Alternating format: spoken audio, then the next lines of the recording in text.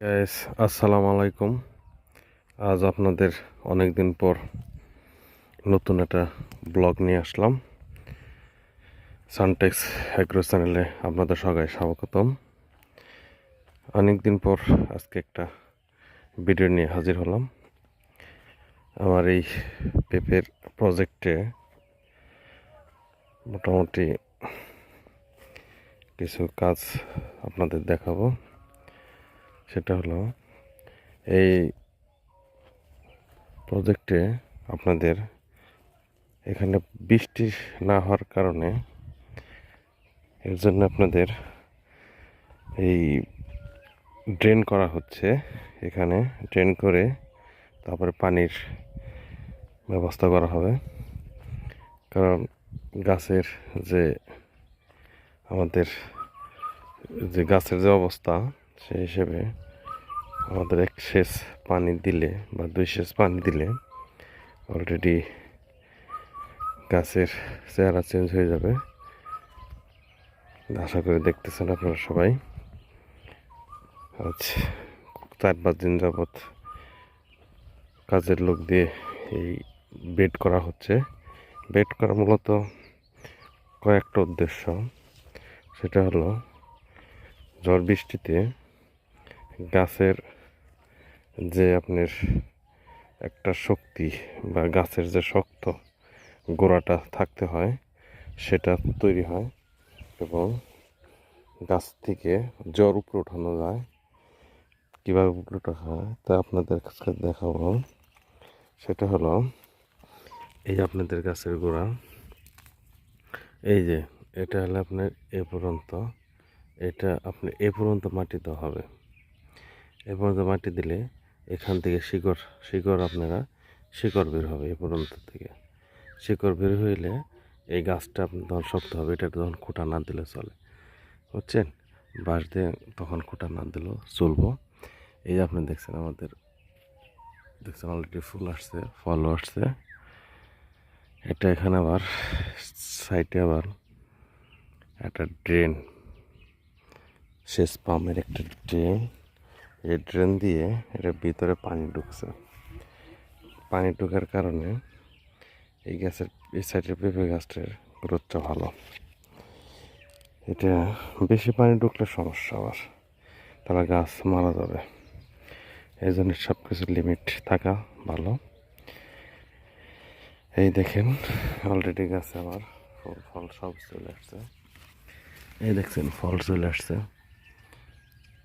আলহামদুলিল্লাহ। আপনারা দোয়া রাখেন, অলরেডি ফল চলে আসছে।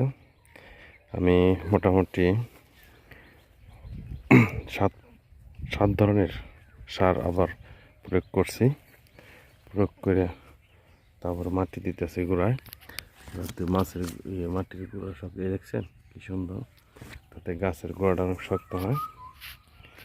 তো আবার যে কিছু পুরুষ ফুল গাছ, কিছু পুরুষ গাছ, সেগুলা কেটে ফেলতেছি, তাতে জানি আমার গাছের একটা গাছে থাকে এবং কি একটা গাছে যেন হৃষ্টপুষ্ট হয়।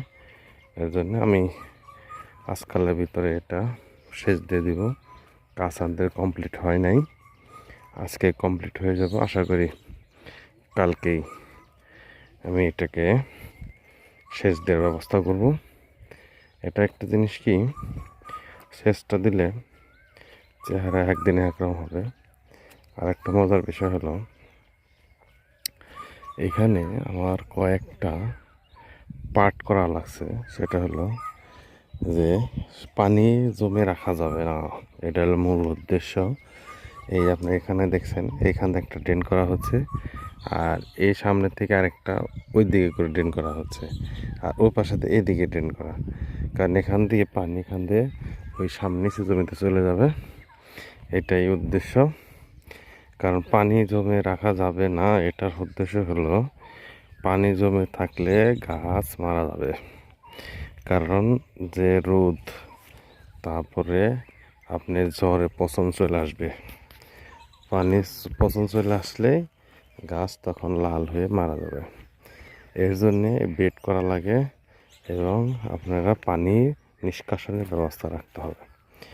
যারা পেঁপের ক্ষেত করতেছেন বা পেঁপে চাষ করতেছেন, তাদের কাছে আমি একটা উদ্দেশ্য করে বলতে চাই যে সেচ পানির ব্যবস্থা থাকতেই হবে, কারণ বৃষ্টির জন্য অপেক্ষা করা যাবে না।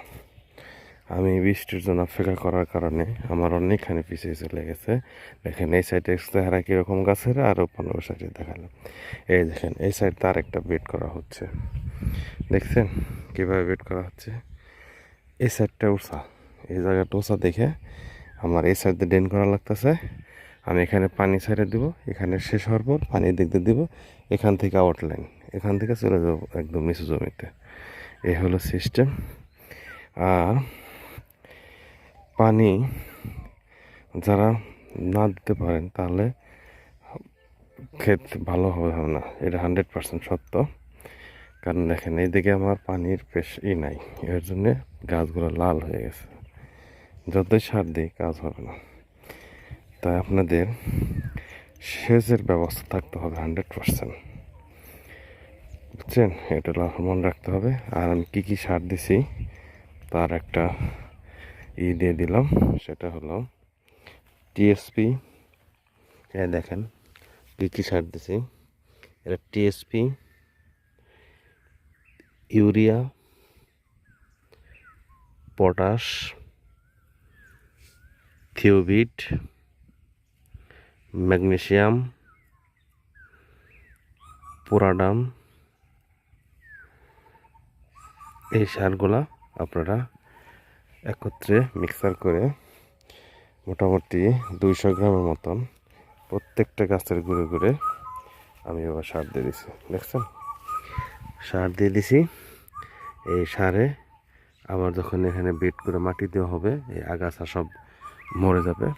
আগাছা আগাছা মনে করেন থাকবো না, তখন এই মাছের গোড়ায় তখন গাছের গোড়ায় তখন এটা চলে আসবো, মাটিগুলো চলে আসবো। আমার এটুকু বাদ দিয়েছে, এটুকু হলে আমি সেচটা দিয়ে দিব পারবো। এটুকের জন্য আমি সেচটা দিতেছি না আজকে, কালকে আশা করি দিব। আর এই মাটিটা দিলেই তখন গাছের চেহারা একদিনে একরকম হবে আশা করা যায়। কারণ আমার এমনি গাছের চেহারা ভালো, কিন্তু আমি সেচের কারণে একটু মার খেয়ে গেছি। এতে পলিথিন উপরে বেড়ে গেছে গাছের উপরে, দেখছেন? এভাবে মেডিসিন করতে হবে। এই পর্যন্ত গাছ মাটি দেওয়ার পর আবার পানি দেওয়ার পর আবার একটা হাল দেব। হাল চাষ করার পর তখন মাটিটা আবার তখন আমি শুধু টিএসপি আর ইউরিয়া এই দুইটা সার মিক্সার করে দিব। ওই বেড যে বানাইছি বেডের উপরে দিব। বেড দেওয়ার পর আবার মাটি উঠে আবার এ পর্যন্ত করবো। ভাই অনেক সার দিতে হয়, এটা মাথায় রাখবেন যারা নতুন করতে চান পেঁপে ক্ষেত বা এই প্রজেক্ট, তাদের অবশ্যই মাথায় রাখবেন যে এখানে এই আগাছা রাখা যাবে না। আগাছা এমনি থাকবে না, কারণ বেড করলে থাকবো না, তারপর আরও মাটি পড়বে, তারপর একটু বড় হইলে তখন আমি গাছ আগাছা দমনের স্প্রে করব। তারপরে ভাই অনেক পরিশ্রম, এটা সত্য। তারপরে এই বেড দেওয়ার পর তারপরে আগাছা দমন করব। এই দেখেন সে কী পরিমাণ সার দিছি, প্রচুর সার লাগে রে ভাই, অনেক সার, এগুলা মাথায় ধরে না। আমার 4 বিঘা মোটামুটি 60-70 হাজার টাকার সার চলে গেছে। অনেক সার লাগে ভাই, অনেক সার। যা মনে করেন যে এই করতে যারা নতুন প্রজেক্ট করতে চান আসুন, সমস্যা নাই। আমরা সবাই কৃষিকাজটা জোর দিই, এটা ঠিক আছে, কিন্তু ইনভেস্ট বা পুঁজির একটা ব্যাপার স্যাপার, এটা আপনার একটু বেশ কিছু টাকা পয়সা নিয়ে এই সাইডে আসতে হয়। তবে আসতে পারলে ভালো। মেন সমস্যা হলো আমাদের খরচটা বড় কথা না, খরচটা হলো বাজারজাতের মনে করেন যে টাকা আসতে পারলে এই টাকা চলে আসবে, সমস্যা নেই, কিন্তু বাজারজাত হলো মেন। দামটা যদি পড়ে যায় তাহলে আমার বাজারজাত করা সম্ভব, মানে লস করার সম্ভাবনা বেশি থাকে। তো আশা করি আপনারা সবাই করলে ভালো থাকেন। আর আমার চ্যানেলটা লাইকস কমেন্ট অ্যান্ড শেয়ার করে সাবস্ক্রাইব করে আমাদের সাথে থাকবেন। আর নতুন নতুন ভিডিও নিয়ে আপনাদের সামনে আসবো ইনশাল্লাহ। আল্লাহ হাফেজ।